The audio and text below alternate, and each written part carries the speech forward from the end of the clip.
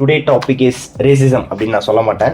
இன்னைக்கான டாபிக் வந்து இந்த ஒரு 3 or 4 வீக்ஸ்க்கு முன்னாடி எல்லாம் மனுஷ ஜென்மம் தானா 3-4 வீக்ஸ்க்கு முன்னாடி வந்து இந்த நீயா நானா ஷோ ஒன்று நான் வந்து எதர்ச்சியாக பார்த்தேன். அதிகமாக பார்க்க மாட்டேன், பட் அந்த அவங்க எடுக்கிற டாபிக்ஸ் வந்து இன்ட்ரெஸ்டிங்காக இருக்கும். கேஸ்ட் படம் வேணுமா வேண்டாமா அப்படிங்கிற மாதிரி ஒரு டிபேட் நடத்தியிருந்தாங்க. ரொம்பவே இன்ட்ரெஸ்டிங்காக இருந்ததுன்னே சொல்லலாம். அது நிறைய பேர் நிறைய கருத்துக்கள் சொன்னாங்க. அண்ட் அது ஒரு பக்கம் இருக்கட்டும். அண்ட் இந்த சினிமா எடுக்கிற டேரக்டர்ஸோட இன்டர்வியூலாம் இருக்கும்ல, சில பேர் சில மாதிரி கருத்து சொல்லுவாங்க, சில பேர் சில மாதிரி கருத்து சொல்லுவாங்க. அது மாதிரி 40 இல்லை 50% டேரக்டர் வந்து சினிமாவை பாருங்கள், அவங்க வந்து தண்ணி அடிக்கிறாங்க டம் அடிக்கிறாங்கன்றதுக்காக நீங்கள் இன்ஃப்ளூயன்ஸ் ஆகி நீங்கள் பண்ண தேவையில்லை அப்படிங்கிற மாதிரி சொல்லுவாங்க. இப்போ அந்த நீயா நானா ஷோ சொல்லியிருந்தேன்ல, அந்த நீயா நானா ஷோவில் வந்து என்ன டிபேட் பண்ணுறாங்கன்னா வந்து சினிமாவில் வந்து நம்ம காமிச்சாதான் வந்து மக்களுக்கு போய் சேரும், அப்போ தான் வந்து மக்கள் வந்து அதை பற்றி ஒரு விழிப்புணர்வு வரும் அப்படிங்கிறத தான் அந்த டிபேட். பேசிக்காக அதை தான் வந்து மாறுற வரைக்கும் அந்த மாதிரி படங்கள் வரலாம் அப்படின்னு ஆதரிக்கிறவங்க இதை தான் ஃபஸ்ட் பாயிண்ட்டாக முன்னாடி வச்சாங்க. இந்த பக்கம் இருக்கவங்க இது வந்து வெளுத்து போச்சு, நீங்கள் எவ்வளோ நாள் தான் அப்படி படம் எடுப்பீங்க அப்படிங்கிற மாதிரியான ஒரு எப்படி சொல்கிறது, ஒரு நார்மலான படமே வர்றது கிடையாது இது மாதிரி படங்கள் வர்றதுனால அப்படிங்கிற மாதிரி சொல்லியிருந்தாங்க. ஆக்சுவலி எனக்கு ரெண்டு பக்கமும் ரெண்டு பேரையும் என்னால் விட முடியாது. இந்த பக்கம் இருக்கவங்க சொல்றதும் ஒரு அளவுக்கு ட்ரூத் தான், இந்த பக்கம் இருக்கவங்க சொல்றதும் ஒரு அளவுக்கு ட்ரூத் தான். இந்த பக்கம் இருக்கிறவங்க சொல்றது என்னன்னா வந்து அப்படி இருக்கான்னு கேட்டா இருக்கு, ஆனா இவங்க இப்படி படமா எடுத்து தள்ளுற அளவுக்கு இருக்கான்னு கேட்டா அது டவுட்டு தான். அதே மாதிரி அவங்க சொல்ற மாதிரி ஜாதி படங்களே வேண்டாம் அப்படிங்கிற அளவுக்கு வந்து இருக்கான்னு கேட்டா, பட் அவங்க சொல்ற மாதிரி அது ஒரு மாதிரி ஒரு இரிட்டேட்டிங்கா சர்க்காசம் பண்ணல, இரிட்டேட்டா ஆகுதான்னு கேட்டால் நிச்சயமாக ஆகுது. ஜானர்லேயே வந்து இப்போ ஒரு இந்த கம்யூனிட்டி ஜானர்னு அப்படி ஒரு புது ஜானரே கொண்டு வந்து அதை பற்றியே படம் எடுக்கிற மாதிரியான ஒரு சுச்சுவேஷன் வந்து இப்போ இருக்குது. இப்போ வந்து நான் ஒரு அவுட்லைனாக இப்போ சொன்னது ஓரளவுக்கு புரிஞ்சிருக்கும்னு நினைக்கிறேன். அதாவது வந்து ஒரு பக்கம் வந்து இன்ஃப்ளூயன்ஸ் பண்ணுது அப்படின்னு சொல்கிறாங்க, இன்னொரு பக்கம் வந்து இன்ஃப்ளூயன்ஸ் ஆகாதீங்க, அதை பார்த்து நீங்கள் எதுக்கு இன்ஃப்ளூயன்ஸ் ஆகுறீங்க அப்படின்னும் கேட்குறாங்க.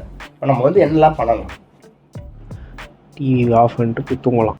வில்லேஜ் சைடில் வந்து இவங்க அதாவது கேஸ்ட் வேணும் அது மாதிரியான படங்கள் வேணும் அப்படின்னு நினைக்கிறவங்க வந்து மேபி வில்லேஜ் சைடில் வந்து இது மாதிரியான பிரச்சனைகளை வந்து ஃபேஸ் பண்ணியிருக்கலாம். இந்த பக்கம் இருக்கவங்க சிட்டி லைஃப்பில் அந்த மாதிரியான எந்த விஷயமும் இல்லாமல் ஷேர் பண்ணி வாழ்ந்துருக்கலாம். இவங்க சொல்கிற ஒப்பீனியன் தப்புன்னு இவங்களும் சொல்லக்கூடாது, இவங்க சொல்கிற ஒப்பீனியன் தப்புன்னு இவங்களும் சொல்லக்கூடாது. ஆக்சுவலி ரெண்டுமே ரைட்டு தான் அவங்கவுங்க பாயிண்ட் ஆஃப் வியூவில். ஆனால் வந்து இதுதான் சரின்னு ரெண்டு பேருமே சரின்னு சொல்லக்கூடாது. ஆக்சுவலி சரி தப்பு அப்படிங்கிற விஷயமே இதுல கிடையாது. ஒரே விஷயம்தான், யாரையும் அஃபெண்ட் பண்ணாம இருக்கா, தேவையில்லாம எந்த பிரச்சனையும் இழுக்காம இருக்கா, அது வரைக்கும் எந்த பிரச்சனையும் கிடையாது. இந்த கமர்ஷியல் படங்கள்ல வந்து உன்னை கேஸ்டிஸ்டா காட்டணும், இவனை கேஸ்டிஸ்டா போர்ட்ரே பண்ணணும்னா அப்படியே ஐயர் பாஷை வாங்கோலே போங்கலாம் வாங்கலே.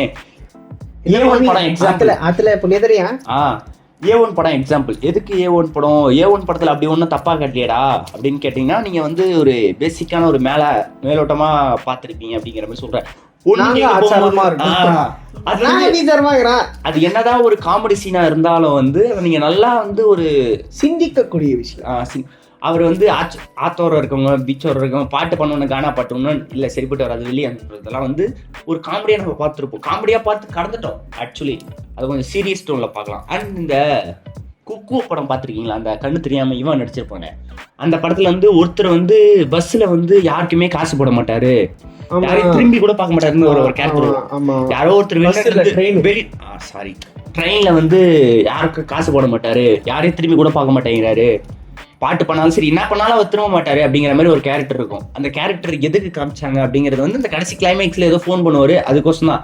பட் அவருடைய அந்த கேரக்டர் எப்படி இருக்குன்னா, யாருக்கும் எதுவும் பேச மாட்டாரு, யாருக்கும் பண உதவி எதுவுமே பண்ண மாட்டாரு. வெளிநாட்டுல இருந்து யாரோ ஒருத்தர் கால் பண்ணுவாங்க, என்ன நம்ம ஆளுங்கள் எல்லாம் போட்டு அடிச்சுக்கிட்டு இருக்காங்களாமே அப்படின்னு சொல்லி அந்த அந்த ஐயர் பாஷை உங்களுக்கு புரியுது இல்லை, அந்த கேஸ்டிஸ்டா ஒரு மாதிரி அவங்க ஆளுங்க மட்டும் காட்டணும் அப்படின்னா வந்து இந்த ஒரு டூலை யூஸ் பண்றாங்க. ஏன் வேற யாருமே கேஸ்டே பார்க்கறது கிடையாதா?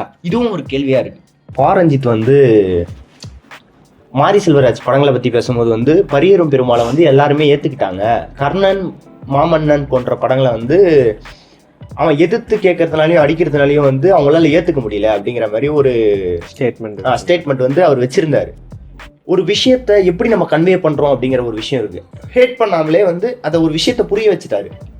பட் இந்த கர்ணன், மாமன்னன் போன்ற படங்கள் அதில் வந்து அந்த அடிக்கிற மாதிரி இதுக்கு மேலே பொறுக்க முடியாது, பிளா பிளா பிளா, அதாவது ஃபைட் பண்ணுறா, எதிர்த்து ஃபைட் பண்ணலாம் அப்படிங்கிறது. எதிர்த்து ஃபைட் பண்ணுறது தப்பு கிடையாது. அதாவது வந்து இந்த பர்டிகுலர் கேஸ்டில் ஒண்டி தான் வந்து ஏழைங்க இருக்காங்க, இந்த பர்டிகுலர் கேஸ்டில் ஒண்டி தான் பணக்காரன் இருக்கான் அப்படின்னு எந்த கேஸ்டாவது இருக்கா?